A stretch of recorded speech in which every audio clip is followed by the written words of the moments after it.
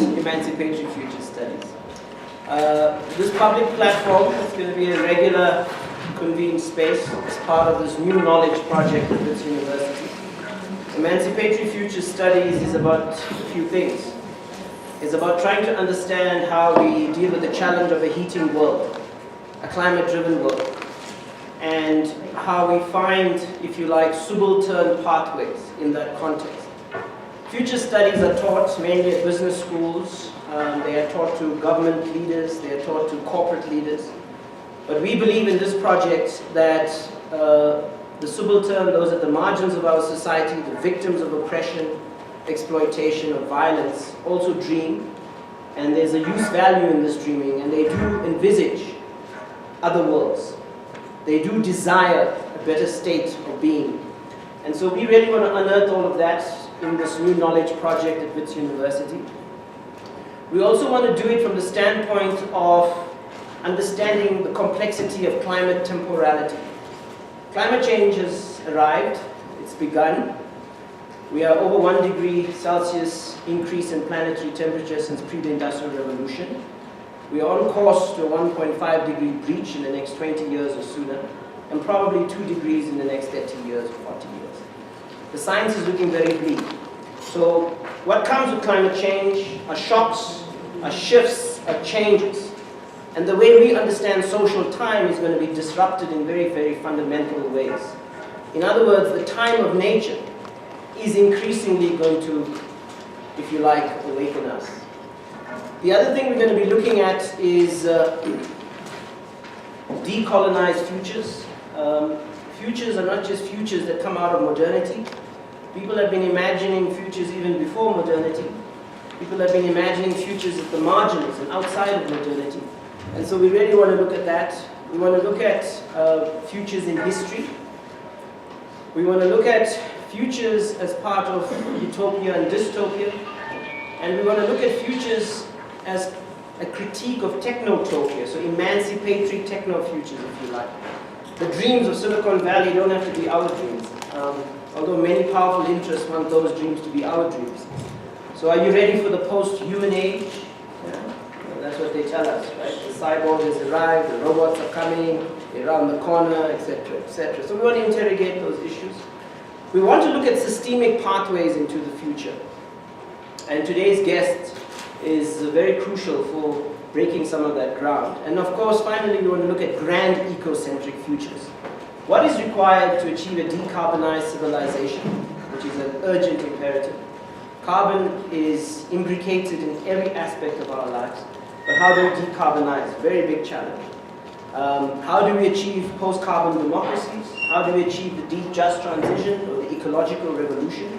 How do we achieve, if you like, an ecological civilization? These are the big questions that we are grappling with in this new knowledge project at Wits University. And we have an exciting cohort of masters and PhD and postdoctoral students, and many of them are here. Thank you for coming.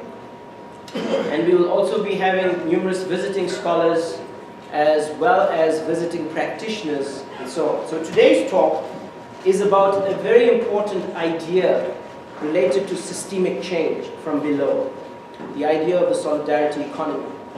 It's an idea that has been translated in different local contexts. It's an idea that's been imbued with praxis, with tentative meanings as change happens. And we have with us today one of the leading practitioners in the country, Mazibuko Jara, who will be sharing with us the experience of Keiskammahoek and the work of Intinga Intama. Now, this project has been making for a few years, and so we're going to get a really exciting insight into this rural thrust around solidarity economy. Mazibuko, I think to most people in the room, doesn't need introduction. But for those of you who don't know him, he was one of the leading intellectuals in the Communist Party until he was expelled for taking a stand against Zuluification. He's played a crucial role, actually a co-founder of the TAC, Treatment Action Campaign, and this is all often not acknowledged. There are one or two other big names associated with the TAC, but Mazibuko was there at the founding. And he's also played a very, very important role around a whole host of other thrusts and campaigns and initiatives, too many and too numerous to mention. But I'm really excited that Mazibuko took up our offer to be here today, so Mazibuko, over to you. Great. Good afternoon to everyone. Thank you, Comrade Bish. I will start with a video of some 11 minutes. Even though it's 5 years old, it still sums up the presentation I will make.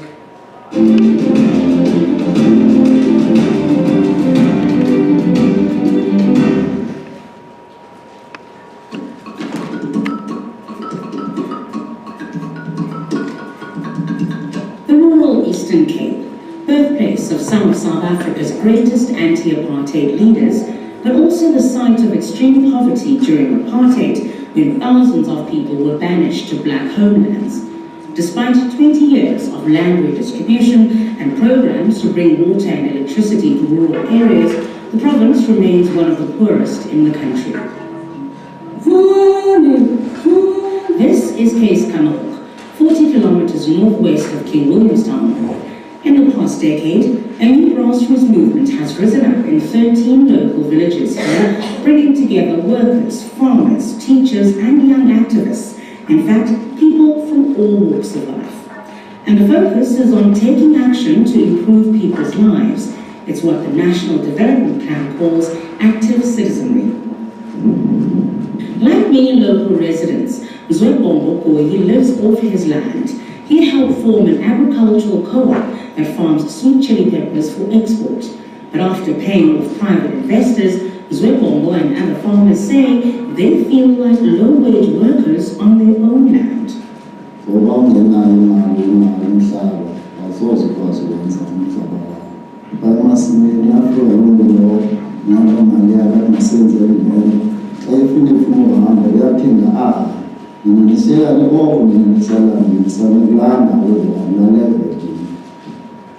Mazibuko has written to government to ask for support for local farmers with things like equipment in order that they don't have to rely on investors.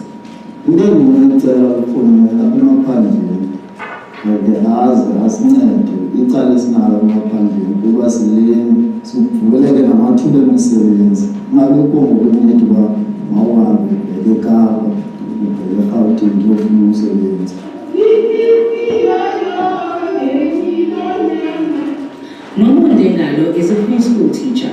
She didn't wait for government to help her. She set up a creche in Burns Hill Village in 1985, collecting small contributions of food from parents and even chipping in her own grocery money. For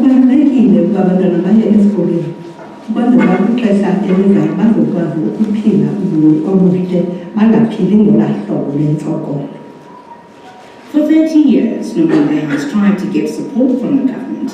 She's received occasional contributions, but the support always dries up. Now she operates classes from a derelict primary school building. Her only income is 520 Rand a month from the Community Public Works program.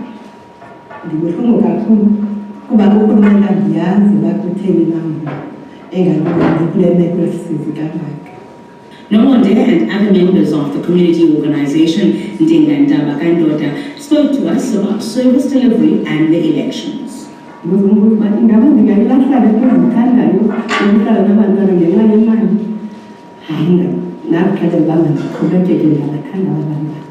It sounds to me, just from the way that Mama is describing the work that she's done and the struggles, that it really is difficult to be a community activist in rural South Africa. It is, because you want to campaign for votes. It's so easy for abantu baphezulu bazosithola, but when it comes about and what would you like the government to do? The government to recognize and allow people to do the good things they want to do in the country. Instead of like maybe you're doing this and it's like you're taking a councillor's job or you're taking a mayor's job, they must look at things like that. They must open doors for people like us and other people not doing good. Ndiyamcela torho urhulumente ukuthi makakha azijonge iikrishi zethu ngoba oomistress abaninzi bafundisa ngaphandle kwemivuzo nezakhiwo zabo azikho semgangathweni. bayasokola, abatyiswa nabantwana, kunzima. Ndiyacela, ndiyambongoza urhulumente akabajonganga tu. At school we have no library, we have no labs for those who are doing the sciences. I have to go and travel to King Town because even the library that is in Keiskammahoek is not working well. Grade 12 pupil Sanele Zita goes to Linganisile Senior Secondary School. She wanted to be a doctor, but had to scrap that idea because her high school doesn't have a science teacher. Recently, the roof blew off at her school, and now 2 classes have to share 1 classroom. Despite her hardship, Sanele helps organize extra tutoring for students at her school. I think as Black people, we can use our own resources. We don't have to only look on the government because we are seeing that our government is not looking after the rural communities. It's only looking for the urban areas only. So you're giving up on the government? Yeah, I'm giving up, but if they come, we will accept them. What do you think? Do you think that we should just forget about government? Sizenzeleni into sizifunayo, or should we hold them accountable? I think we need to hold our government accountable. There are services, there are programs for government. Maybe the challenge is that we don't know how to go there and find those programs. If government can understand that people from Keiskammahoek, they are not happy about the library. Maybe that doesn't know there.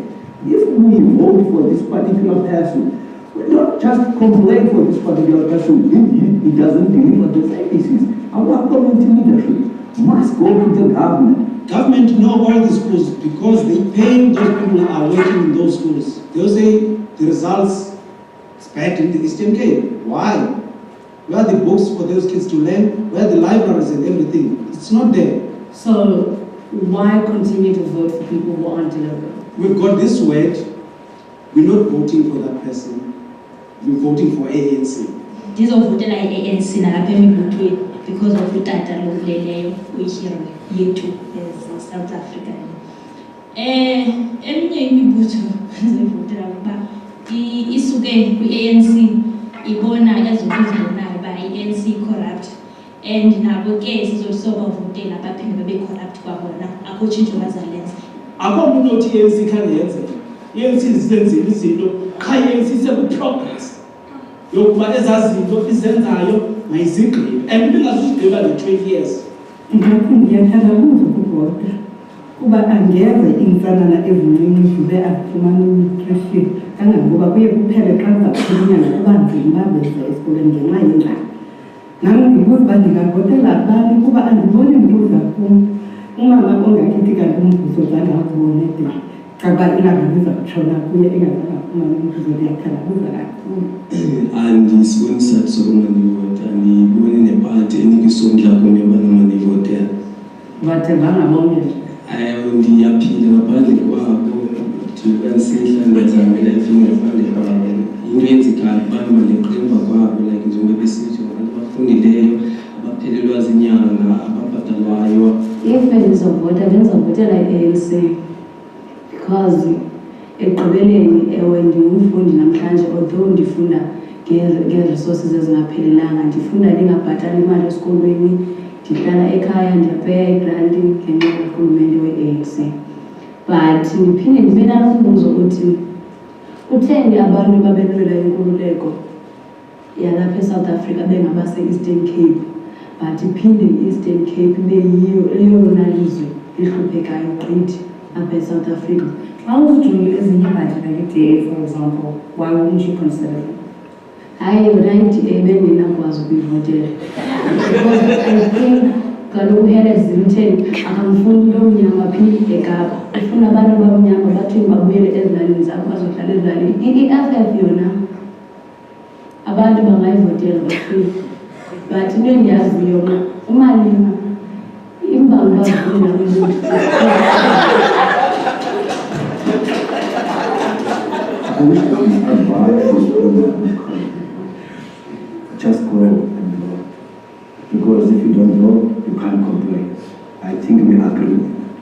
No, we don't. That's okay. Yes, you can, because one voted for the party that is in power or didn't, that party still has a responsibility over your life, so you can complain.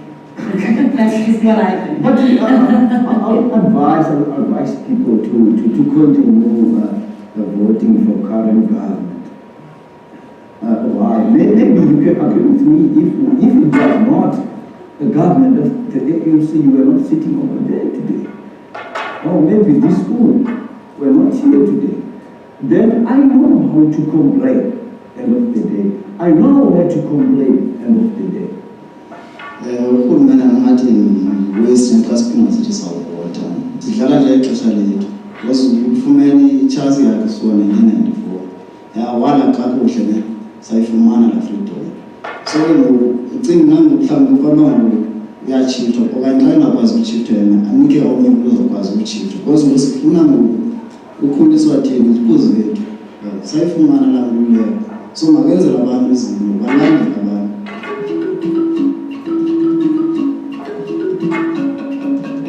The only options for May 7th here seem to be vote for the devil that you know, that's the ANC, or vote for no one at all. The bottom line is, whoever is in power, hold that person accountable after the elections and find your own way to better your lives. Seeking Galadini in Keiskammahoek.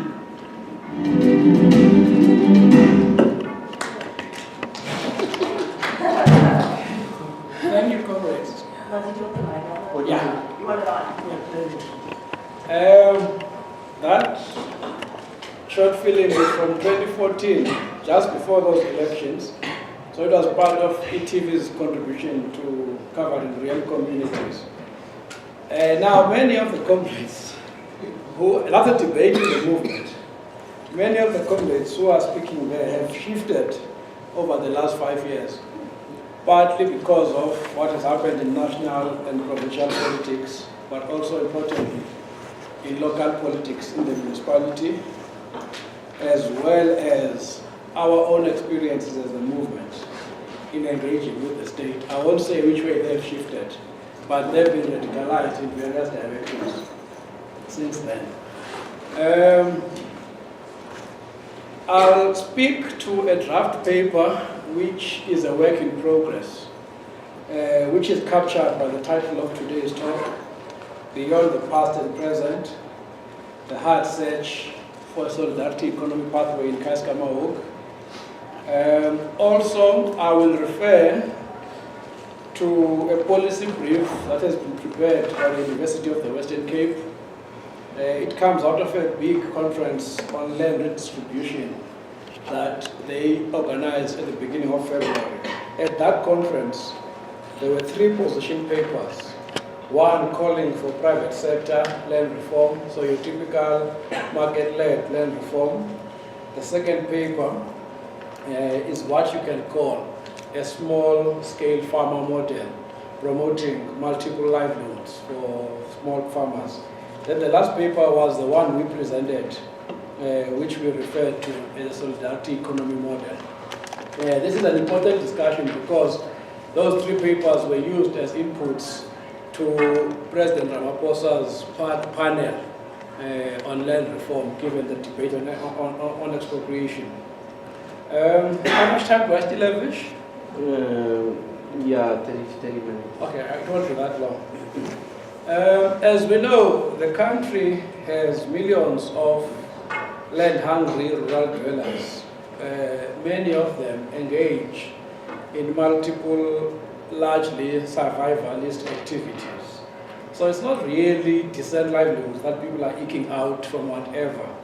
In those survivalist activities, agricultural production is still a small component.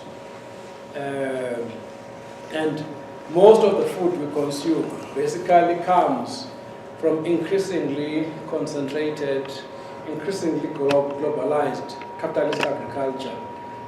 Now, our experiment in light of that raises a number of questions, perhaps similar or echoed by the themes Vish was introducing. What is the place of food sovereignty, and the solidarity economy alternative as a whole? as responses to this reality of land-hungry dwellers, minimal agricultural production, and globalized capitalist agriculture. Now, these questions are very alive in the work we do as the Ndinga and Tabaganda rural movement. We are based in Keiskammahoek, which actually happens to have quite a rich and diverse biosphere with an ecological history that goes back many years back, many millions of years back. It's a rich river valley with abundant water resources, but also suitable agroecological conditions beyond the water available. But also, unlike elsewhere in the former homelands, there are still huge tracts of land available, even though they are under pressure of encroachment by big capitalist farmers. Now, if that's the reality, what then are we trying to do in the work we do as Ndinga? We've initiated what we call the Sizakuzondla Keiskammahoek plan. Sizakuzondla means we will feed ourselves. It speaks to the notion of local food sovereignty, and in our instance, saying that local food sovereignty is not possible without a logic of ecological sustainability. Now, in this work that we've put forward, we were informed by the fact that already a number of people had formed cooperatives in Keiskammahoek, partly in response to a phase in government action.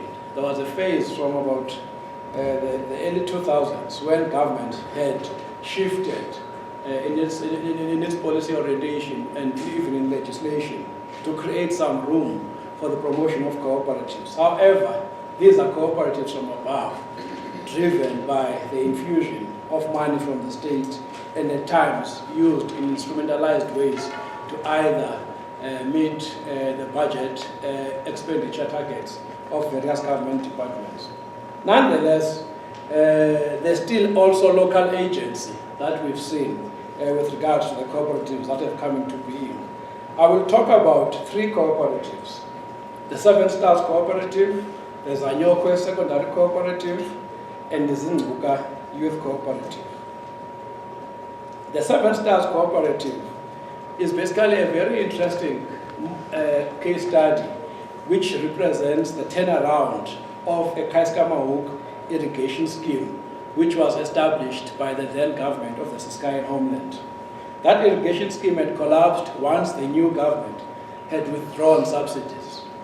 After a number of years of inactivity and unemployment, the former employees of this irrigation scheme decided to reclaim the assets and the land that the scheme had and formed then the 7 Stars Dairy Cooperative. Now, this 7 Stars Dairy Cooperative produces some 35,000 liters of milk a day. We regard it as belonging to the Premier League of cooperatives in Keiskammahoek. As a movement, we work with about 35 cooperatives. Of the 35, the 3 I'm looking at probably belong to that Premier League. There's a typology that was COPEC had developed to try and understand the stages of the development of cooperatives. That typology used 3 aspects or 3 categories. 1, commercially viable. If you look at it, is this cooperative commercially viable? Or the other category, is there self-developing cooperative, not yet fully commercially viable, but with useful symbols and indicators of progress? Or the third category, those cooperatives that are marginal. So as I'm saying, the 7 Stars Dairy Co-op, in our assessment, belongs to the category of commercially viable. It was formed in 2003, as I was saying, after many years of the collapse of the state irrigation scheme. Now, when the members decided to cooperate, they felt that cooperation would allow them to achieve economies of scale, to find voice, to access government support, including funding, and perhaps even a number of other incentives, non-financial incentives. This 7 Stars Co-op was formed as a secondary co-op, bringing together under it a number of other primary cooperatives. And over the years, they've accessed quite a number of government grants. And then those grants were used to restart production. In addition to grants, they also accessed a land bank loan. But throughout those years where they accessed the loan and the grants, they were not ever able to meet levels of profitability because they were hampered by the price of the liter of milk in the market. They were not controlling the price. So whatever price they were selling at, it just could not allow them to meet their costs. It was into this gap then that an Amadlelo Agri-Black Economic Empowerment Consortium came into play in 2009. The major shareholders of this consortium include established white agriculture. Remember, white agriculture benefited from colonial and apartheid agricultural policy, but also together with these white commercial farmers were also some BE interests, notably one and a number of other players. Now, what Amadlelo has done in the Eastern Cape is to target the former irrigation schemes. The government is in crisis. It wants rural development. It wants a demonstration of job creation. So Amadlelo went into that gap. And what Amadlelo then brought was new capital, new skills, new management, and even better a breed of stock. That improved the capacity of Seven Stars in terms of what it could produce, but even the management system. However, very crucially, it transformed a secondary cooperative into a fully fledged agribusiness structure, which now more and more was dominated by the logic of the mainstream market.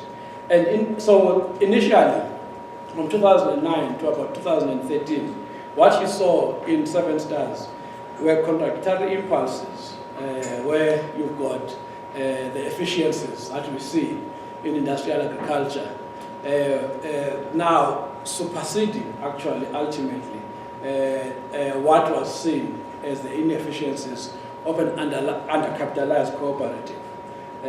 Now, what that means in terms of the values or even the local economic potential of Seven Stars is that Amadlelo basically has transformed Seven Stars into an entity that is just merely physically located in Keiskammahoek, extracts from the soil, but actually the production lives for the Puga Industrial Development Zone in Port Elizabeth. The milk is not even sold locally or even value-added locally in ways that ensure local ownership or even other forms of beneficiation that would build a local economy.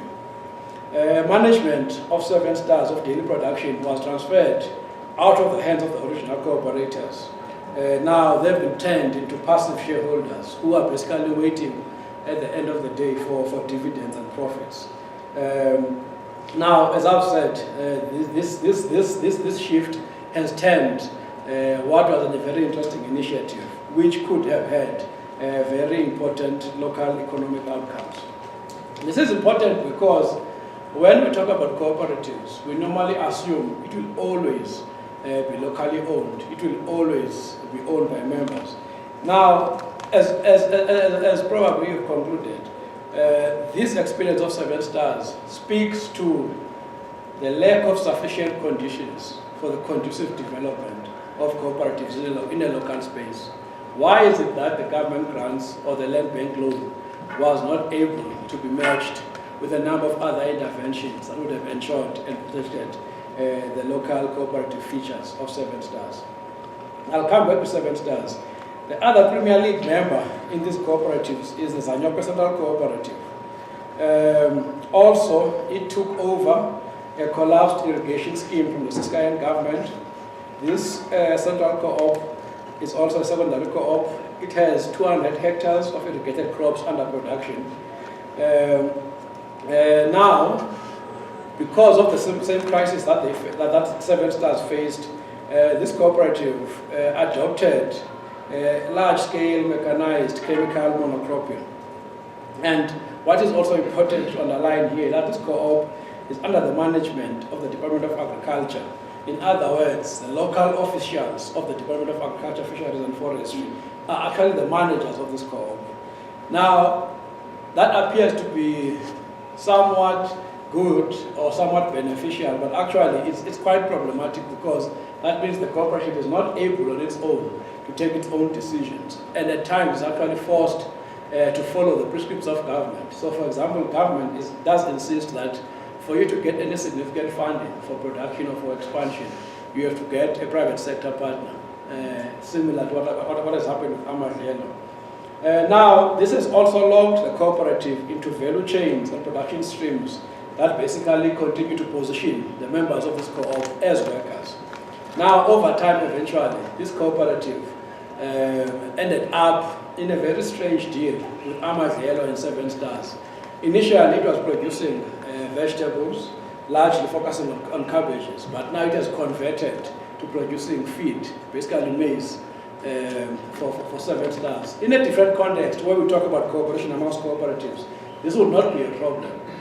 But actually, it's still not able to negotiate price or bargain over price of the maize that's used as feed in a way that's proper or in a way that's cooperative. Amadlelo comes and says, this is the market price for feed out there, and we'll only take it at that price. Now, the two stories I'm talking about speak to the rapid encroachment the rapid encroachment by established capital into the former homelands in search for new avenues of investment. And that encroachment has been enabled by cooperation between capital as well as government, particularly insofar as government has a pro-business policy in agriculture. But also, other elements of the cooperation include BE interests as well as traditional leaders, where we've seen that there are problems with regards to how they understand development. A few years back, the young man called Vukile in the film sent us this text in WhatsApp. A white man who works in some areas of Keiskammahoek admitted to me and said, as white commercial farmers were brutally raping African land. In East London, there are areas you cannot grow anything. The land is finished because of the chemicals. This includes substances that kill weeds, insects, fungus, rodents, and fertilizer. It will take the most expensive chemicals for East London land to produce again. That is why they go to places like Keiskammahoek, where land is available. People easily lease this land that they have because they cannot afford the inputs. You heard Mzwebongo talking about how outsiders come and take over local land. Growing and exporting sweet chili to Germany, making a lot of money while they exploit the land and the people. This white guy said, trading internationally is a long process of paperwork, testing and checking if they have not used the highly dangerous chemicals which are prohibited. If there's something found, the whole product is cancelled and won't be sold. Now in South Africa, there are no strict rules on the use of these chemicals. Commercial farmers use them as much as they please, which means chances are in this country we are buying the most poisonous food. He claims that he has made friends with the chief in one of the Pondoland villages, beautiful sites next to the sea. Making friends with the chief gives him an opportunity to get a piece of land where he can build his ideal house and, for sure, a piece of land for farming. Now, this arrogance from this particular individual is based on the fact that local farmers may have legal possession and use of arable land, but at the same time, they lack significant other potentials or elements that will take them to production, as I was saying earlier. Now, the two problems I've presented with regards to Seven Stars and Zanyokwe explain then how we came about as Dinga Dabakandwale to work out what then is a logical response to this crisis. If the Keiskammahoek is impoverished because of a particular history, because of economic depression, yet it has these useful agroecological resources. And where there's been an attempt at production, it has been captured by the interests that I've explained. So what we did over some 7 years in cooperation with COPEC and other actors was to work out what would be a strategy that puts food sovereignty on the table that puts cooperation on the table, but also introduces a different logic. The logic of what then we regarded as a solidarity economy, insofar as it would build the local economy, but not based on exploitation of labor, not based on exploitation of nature, and in a way that seeks to build the mutual benefit of all into the local economy, contributions by all, but as far as possible, also ensuring solidarity outcomes that would lift everyone. So the research we did showed that in 6 areas, there could be productive activity: vegetable and maize production, processed vegetables, herbs, meat, beekeeping, leather tanning, timber and charcoal and biomass, and so on. Now, this was just initial research when we were mapping the local resources. Now, we took that initial research to local farmers, and local farmers were saying to us, all you guys are bringing us is a process. We want money, we want the tractors, we want the diesel, we want the seedlings, we want all the things that government is putting on the table. That's true, that's real, you can't ignore it. And yet all we're talking about is some vision. So that's quite a challenge which we continue to face this day. It was on the basis of that challenge that then we decided to approach, together with the farmers, the Eastern Cape Rural Development Agency. It's an agency of the provincial government to advance rural development, but their model is similar to what has happened to 7 Stars and the Zanoga Central Cooperative. We were able to convince them on one small aspect. Ndinga has some 4 hectares of land in one village. Why do we not start a learning farm to promote ecologically sustainable farming, which we refer to as agroecology? They financed the initial development of that very small learning farm. And then we were trying to tie them to a longer term expansion of that farm, and also the development of trainers. Because without a learning farm where you can demonstrate the potential of agroecology, without an army of trained practitioners, but also without access to low-cost supplies, you're not going to be able to move and compete against what government seems to offer.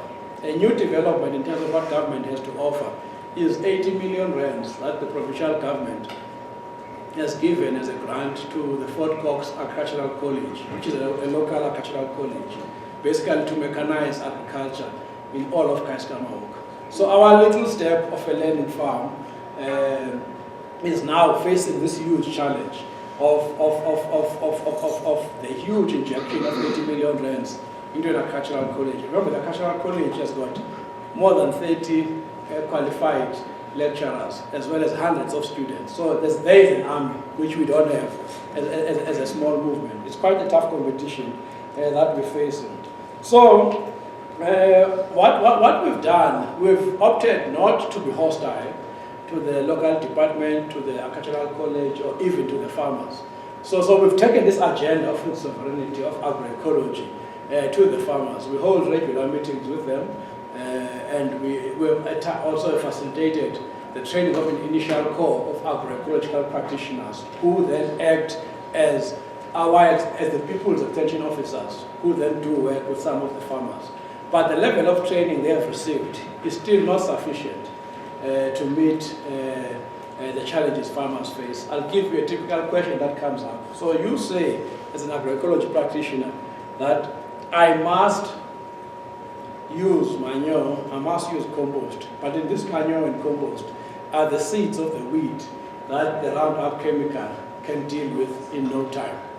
Now you can see that challenges us, that we require a higher level of training so that our agroecological practitioners can actually be able to provide concrete scientific answers to that kind of question. That's the kind of challenge.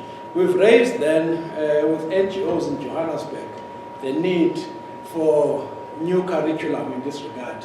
We've said to organizations such as Africa Center for Biodiversity, this curriculum that's required must talk to the science of seed, the science of soil life from an ecological perspective, but also the politics of seed and the politics of agriculture. Because the training that's available in this kind of agroecology is just merely introductory in terms of how you can plant differently. But it does not help people or even position us or even position agroecological farmers to be able to provide sufficient food even to rural areas, let alone the urban need for massive food. That's a challenge. And even this curriculum need we've identified would not be a sufficient step yet. Still, there's still much more that's required to be done. We've got scope as Dinga to expand the learning farm. We are negotiating for access to an additional 20 hectares, but we're not going to be able to do those additional 20 hectares without fencing, without appropriate development of those 20 hectares. Another ambition we've put forward in our Sizakuzondla plan is that even though there's an encroachment by white farmers from East London onto local land, you still have massive land available. So over the next 5 years, we've said we want a 1 hectare per village for a community food sovereignty forest, as a community agroecology forest. Now, if we can do that, we will do a number of things, develop our skills, demonstrate on a massive scale the potential of agroecology, but also build a resource base that can be accessed by a wider network of people beyond Keiskammahoek. But again, that's going to require significant resources. That's not easy. There's an opportunity that is coming up with a possible change in direction in the agenda of the Eastern Cape Rural Development Agency. They have a new progressive radical as a CEO,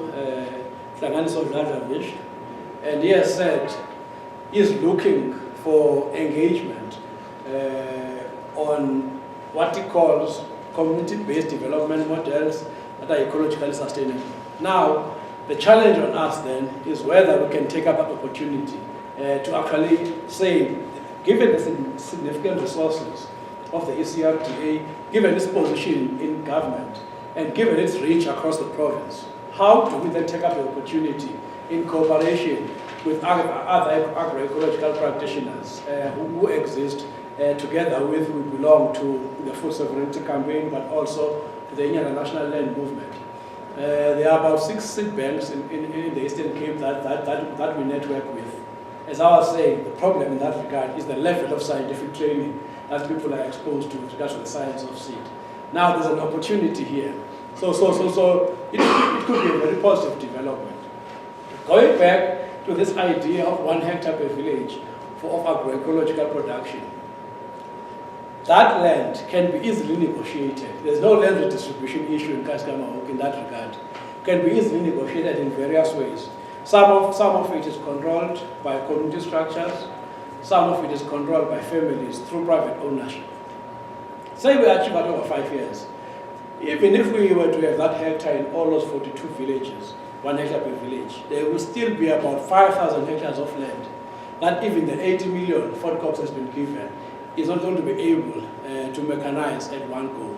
Fortunately for us, we're not threatened by this massive money for mechanization. There are a number of experiences where in one case, another cooperative got funding for 250,000 to buy a water pump and other water infrastructure, electrical water pump.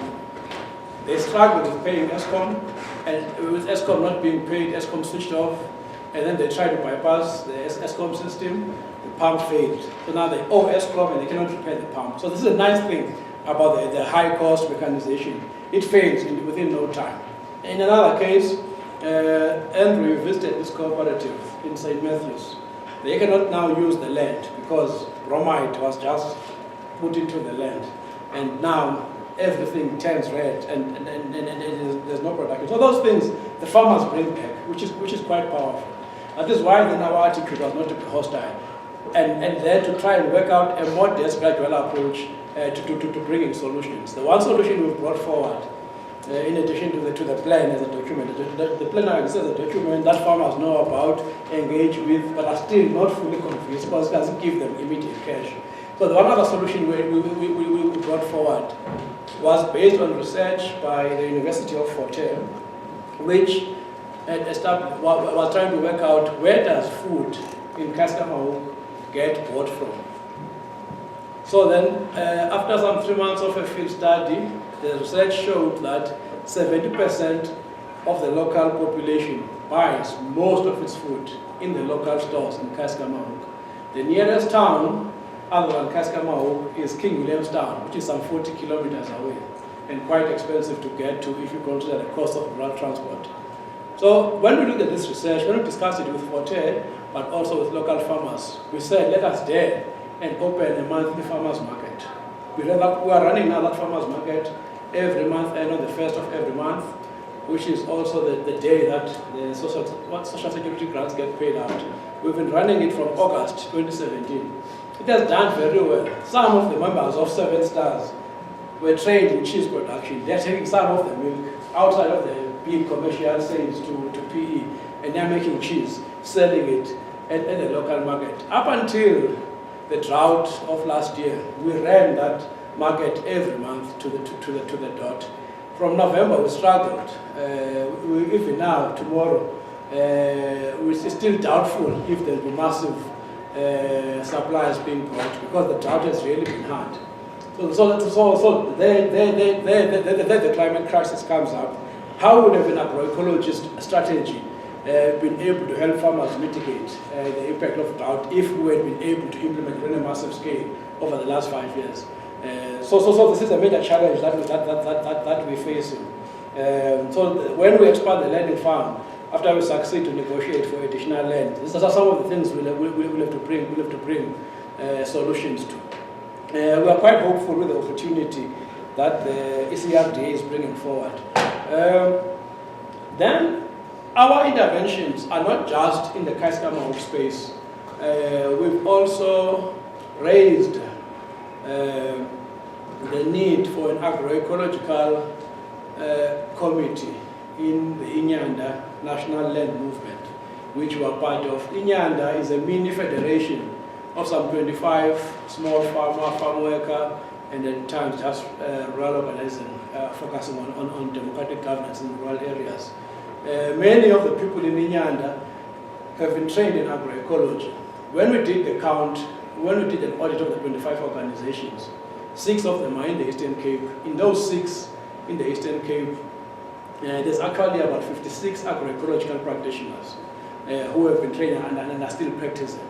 Now, that's the kind of group that a new curriculum will have to focus on and really build an economy of scale, build all sorts of things that are beneficial in a way that can impact not just in one site, but in diverse agroecological conditions. We're not there yet, but it's on the agenda. We work out a plan which we are raising money for to expand the scheme in Inyanda. The other thing that we've done is to take this agenda to the provincial legislature. The opportunity for this came through 2 bills that government put forward a number of years back, but there were public hearings on these bills in 2017. So the first bill is the Plant Breeders' Rights Bill. The second bill is the Plant Improvement Bill. In essence, this bill we're taking over seed production, seed control, and giving it to commercial seed breeders. So this initiative of community seed banks would have been criminalized in terms of these bills. So once we used this angle and took it to the provincial legislature and spoke about it from the perspective of indigenous seed practices, we were able to convince the provincial legislature to take a critical view of the 2 bills, and they took that vote to the National Council of Provinces and voted against those 2 bills. That partly delayed the passing of the bills, and however, the fight is far from over, because that was just the Eastern Cape province. What the Department of Agriculture nationally did was to come back to the committee with a massive scientific evidence that the committee members could not even understand and were threatened by. When they were looking at the scientific evidence and the small voices from the Eastern Cape, they felt that no man, these indigenous small farmers are just harking back to the past, and they're not really addressing the question of what the scientific evidence is bringing forward. Remember, at the heart of this is the argument by big agriculture that only a particular model of agriculture can promote massive food production to meet the needs, the food needs of a massive population. I'm bringing that again to connect to our local space. We still have to build a model which demonstrates that agroecology can produce sufficient food. If in Keiskammahoek, we're still very far from achieving that. Now, in an urban context, it's even more difficult because there's questions of land, there's questions of zoning, there's questions of even how people perceive agriculture. Now, that's why then our experiment in the rural context is very important, because at least, even if there are various challenges, even whether it's the control of land by chiefs or even the lack of infrastructure, but there's an opportunity there that does not really exist to the same extent in urban areas. Now, moving towards the conclusion. The growth and consolidation of the solidarity economy alternative would be a crucial next step to deepen the beginnings of the work we've done. Now, that work has to build on something else I didn't speak about, which is crucial. The position of rural women in Keiskammahoek. I forgot that, I have to mention it, because it's going to be so crucial. Now, a number of changes have taken place that affects the position of women in Keiskammahoek. One, the political change, the new constitution, the promise of gender equality, retrenchments in the mines. Those retrenchments in the mines ended the flow of money through remittances, which was controlled by men. As you were getting those retrenchments, you got a number of things: social security plans, the community works program, the expanded public works program, but also the rollout of water and electricity and the timed roads, the timed school, the timed clinics. Now, all of those things have done an interesting thing. The flow of money now can go to single individual women in their own name and right, whereas the mining remittances were largely through the main line. Now, you've seen women becoming local economic actors in a far more empowered way. Now, our logic is this: going forward, we need two things to consolidate this development. You need a good social wage, public education, public transport, good health system, and a number of other public goods. That would really transform the local space.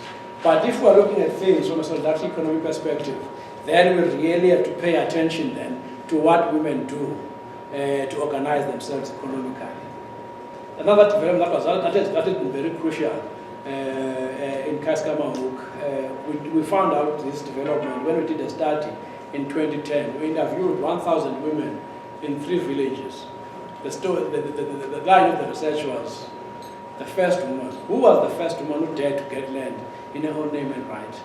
And now, it's a long story, but in essence, now, since the early 90s, you have a well-established practice of single, never married women getting land in their own name and right.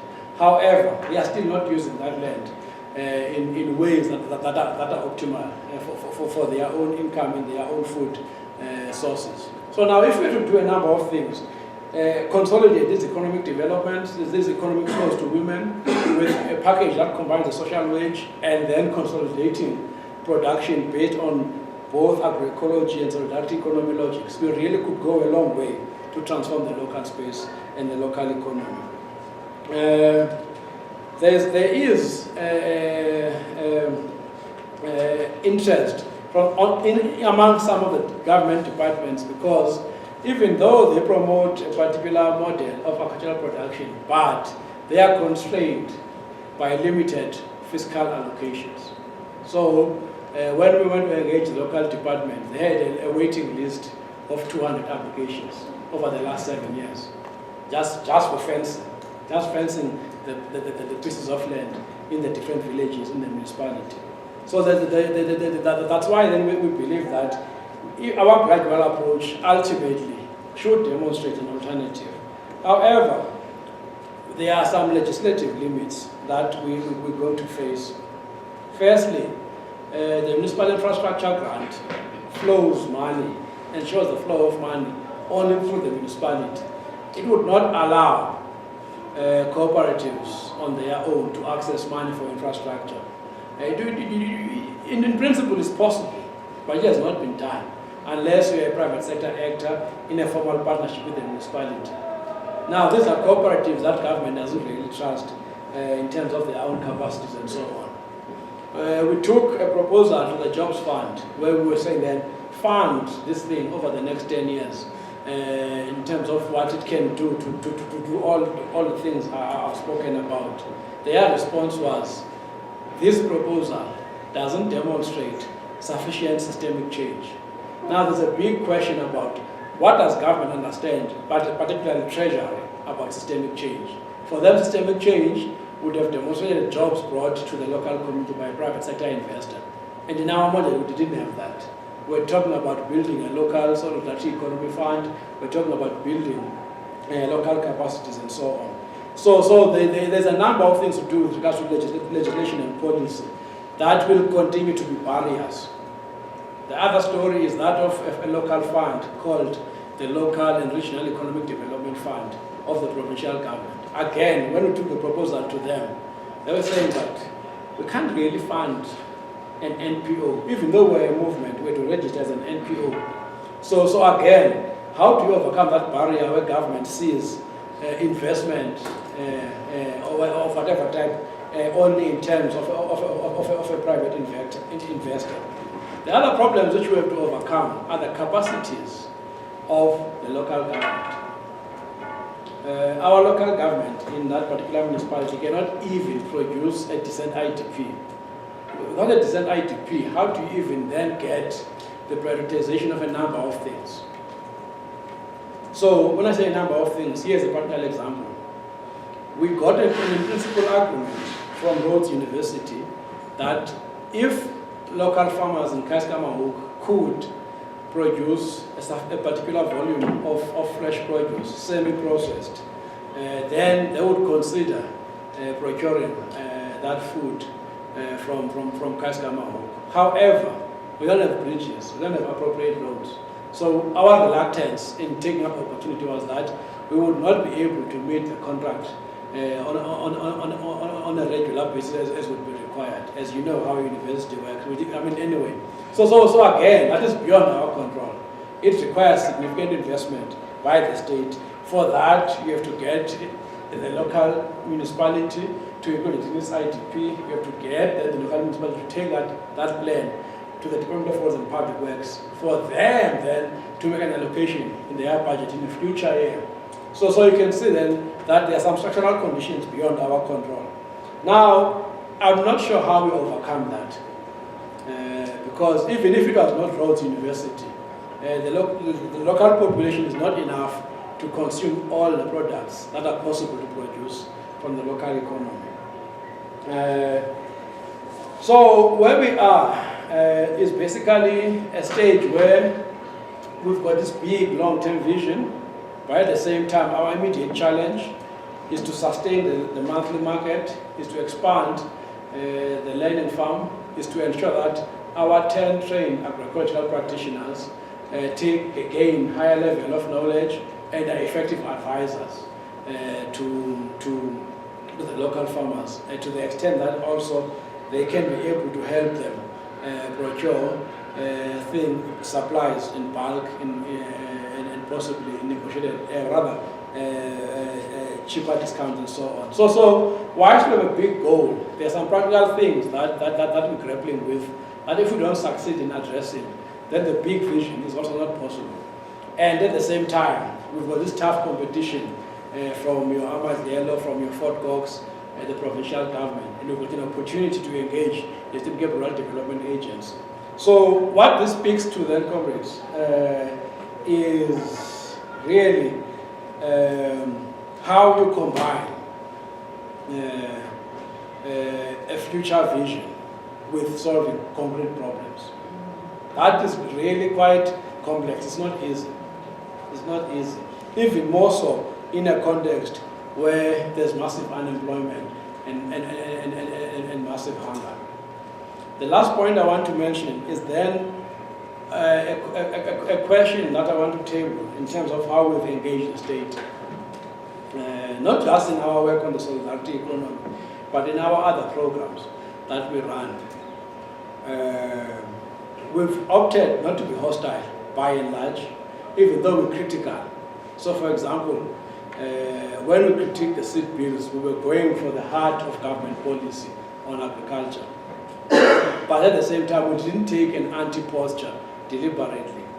Now, that's working with the state. However, at times, a lot of the work that we do goes beyond the state. The state is not going to give us seed banks, even though we got some money for our initial seed bank from a state agency. But if we took that proposal to them and said, give us money for a seed bank, they were not necessarily going to bite in particular ways. They were going to come with a response such as the one we got from the Jobs Fund. So there's an element of going beyond the state in our approach. Where we have been more careful is the against part. How far do we go to go against the state? In the case of our solidarity economy work, we've not really tested the against part, other than elements of what we did with the seed bills. When we went for a serious critique, where the against part has been more present in our work has been in our rural democracy work, where we work in Keiskammahoek, but also elsewhere in the province to challenge the power of traditional leaders, which the state is extending in ways that go against the constitution, in ways that violate rights. So this three-track strategy with Union Against the State is not an easy one as well, because at times they look at the political profile of our work and say, but this is not going to benefit what we want to achieve. We got the former MEC for Agriculture and Rural Development to visit us, Mlibo Proboshian. So it does a very powerful play. He says, we've just given Port Elizabeth 2 billion rand. That was before the local government elections, before they lost in PE. So what is the 59 million rands you're asking for 10 years? We really can give you this. Once it says that, the crowd of local farmers stood up and applauded in a big way, thinking, now, finally we've got it. But all he was there to do was to capture votes before the local government elections. So now, what do you do in such an instance? Do you go and critique that? Or do you still find a way to negotiate around that rhetoric to eventually secure this? We've not resolved it. And at times, it cannot just be our movement that acts. It has to be the local farmers that come out. Our movement is only 350 members in 13 of the 42 villages. So 350 members could organize a bigger voice, but ultimately, it has to be sustained action. These farmers are scared to take further action because they also depend on the very state for some of the benefits. Comrades and friends, I hope the jumble I've given you gives a taste of our struggles in the hard search that we're on for a pathway out of the crisis we face from our past and from our present toward the solidarity economy in Keiskammahoek. Thank you.